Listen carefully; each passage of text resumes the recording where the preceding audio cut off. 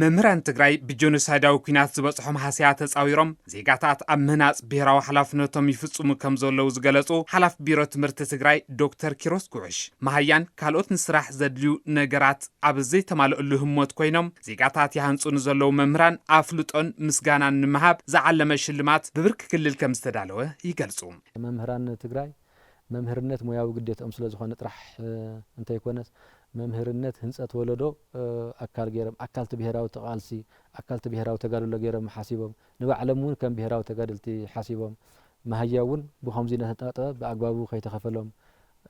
ኣብ ቤት ትምህርቲ እውን ከምህሩ ብዝኽእሉ ተማልአ ነገር ኣብ ዘይብሉ ሰሌዳ ኣብ ዘይብሉ ሓደ ሓደ ሻዕ ቾኮብ ዘይረኽብሉ መጽሓፍ ኣብ ዘይረኽብሉ ተማልአ ነገር ኣብ ዘይረኽብሉ ተምሃሮኦም እውን ኣብ ዝኾነ መቐመጢ ወንበር ኣብ ዘይረኽብሉ ንባዕሎም እውን መምህሮም ውፅእ ክብሉ ከለው ዕሪፎም ኮፍ ኩላ ዝኽእሉ ጠረጴዛ ወንበር እውን ኣብ ዘይረኽብሉ ህንጸት ወለዶ ኣካልቲ ብሄራዊ ቃልሲ ኢሎም ሓሲቦም ባዕሎም እውን ከም መምህር ጥራሕ ከይኮነስ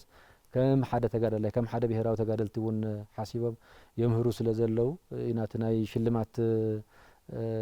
ኣላይነት እቲ ብምትሕባር ቢሮ ትምህርቲ ትግራይን ዘርኡ ቢዝነስ ግሩፕን ዝካየድ ሽልማት ብሉጻት መምህራን ዘርኡ ጉንበት 30 2018 ዓመተ ምህረት ኣብ ከተማ መቐለ ከም ዝካየድ ድማ ዶክተር ኪሮስ ጉዕሽ የብርሁም። ብድምር 185 ዝኾኑ መምህራን ኣመራርሓ ትምህርቲ ከምኡ እውን ጥሮታ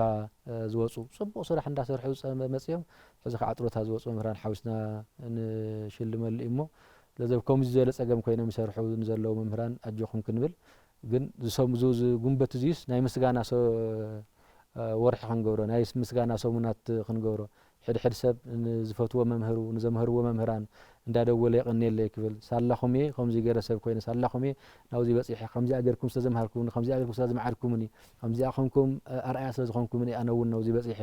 ንዝገበርኩምለይ ይቕኒየለይ ክብል እንዳደወለ ድዩ ብኣካል እንዳኸደ ድዩ ውህብቶ ሒዙ ድዩ ናይ ምስጋና ወረቐት ጽሒፉ ድዩ ብሶሻል ሚድያ ብምጥቃም ድዩ ከምዚ ናሃትኩም ሚድያ ብምጥቃም ድዩ ኩላህና ንመምህራንና ይቕኒየልና ክንብል ዝግብአና ናይ ምስጋና ሰሙን ናይ ምስጋና ወርሒ ገርና ክንወስዶ ታውት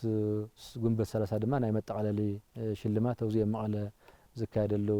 ምዕራፍ ሎሚ ዓመት ኣብ ዝካየድ ሽልማት መምህራን ውልቀ ኣብያተ ትምህርቲ ከም ዝተኻተቱ ዝገለጹ ዶክተር ኪሮስ ንቐጻሊ እውን ደረጃኡን እናዓበየን እናተመሓየሸን ከም ዝቕጽል ይእንፍቱ። ሓሚ ኣብ ናይ መንግስታዊ ቤት ትምህርቲ ጥራሕ ኢና ትኹረት ጌርና ሽልማት ኣካየድና ሎሚ ዓመት ናይ ግሊ ቤት ትምህርቲ ዘለዎ መምህራን እውን ናይ ግሊ ቤት ትምህርቲ ዘለዎ ኣመራርሓ ትምህርቲ እውን ኣብዚ ክሳተፉ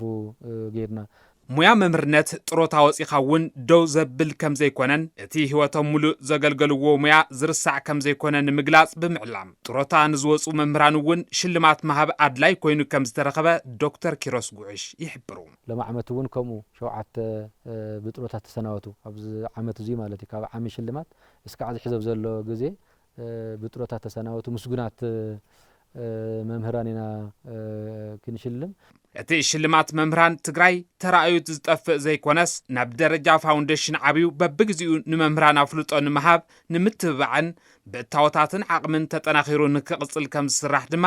ዶክተር ኪሮስ ጉዕሽ ወሲኾም ሓቢሮም።